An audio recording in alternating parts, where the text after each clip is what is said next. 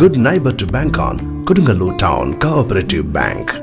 17 ബ്രാഞ്ചുകളിലും anywhere banking സംവിധാനം. സഹകരണ മേഖലയിലെ റിസർവ് ബാങ്ക് ലൈസൻസ് ഉള്ള കൊടുങ്ങല്ലൂരിലെ ഏക കോഓപ്പറേറ്റീവ് ബാങ്ക് എന്ന ബഹുമതിയും KTC ബാങ്കിന് സ്വന്തം. Good neighbor to bank on. Kodungalur Town Cooperative Bank. Kodungallur നഗരസഭ സമ്പൂർണ്ണ മാലിന്യമുക്ത നഗരസഭയായി പ്രഖ്യാപിച്ച വേദിക്കരിയിൽ കോട്ടപ്പുറത്തെ ദുർഗന്ധം വമിക്കുന്ന മാലിന്യ ശേഖരത്തിലേക്ക് കോൺഗ്രസ് പ്രവർത്തകർ മാർച്ച് നടത്തി.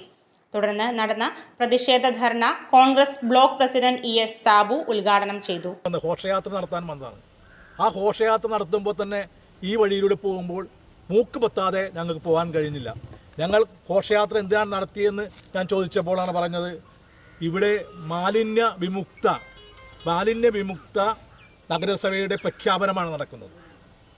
നിങ്ങൾക്കറിയാം, ഈ കോട്ടപ്പുറം മേഖലയിൽ ഇത്തരം തൊട്ടടുത്ത് 50 മീറ്റർ അപ്പുറം സ്റ്റേജ് കെട്ടി അതിൽ മാലിന്യ വിമുക്ത പ്രഖ്യാപനം നടത്തുമ്പോൾ ഈ സ്ഥലത്ത് കൂടി ആളുകൾക്ക് നടക്കാൻ പറ്റാത്ത രീതിയിലുള്ള മാലിന്യങ്ങൾ നിക്ഷേപിച്ചിരിക്കുകയാണ്. ഏത് തരം മാലിന്യവും നിങ്ങൾക്ക് ഇവിടെ കാണാം.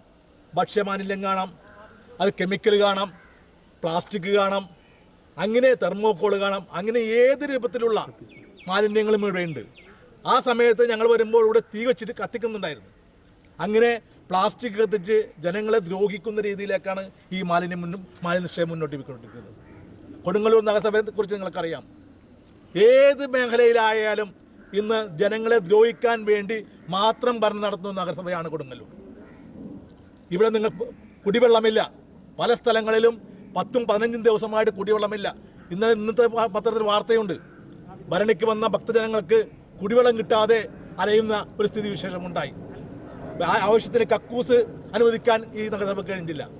അങ്ങനെ കൗൺസിലർ VM ജോണി അധ്യക്ഷത വഹിച്ചു.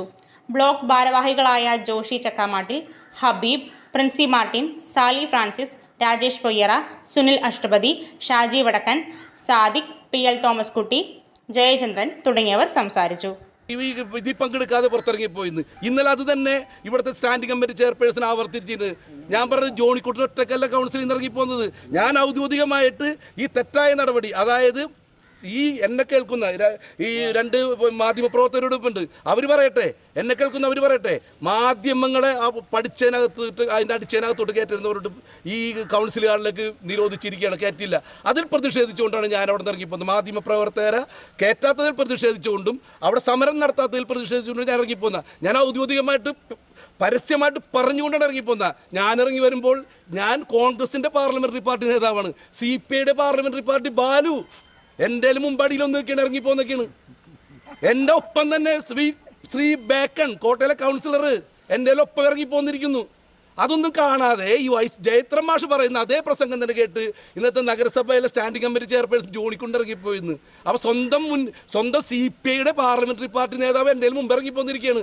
5 കൊല്ലം കൊണ്ട് എത്ര കൗൺസിലിൽ പങ്കെടുത്തുന്ന ഇവിടുത്തെ സ്റ്റാൻഡിംഗ് കമ്മിറ്റി ചെയർമാൻ ഒന്ന് പരിശോധിക്കുന്നത് നല്ലതാണ്.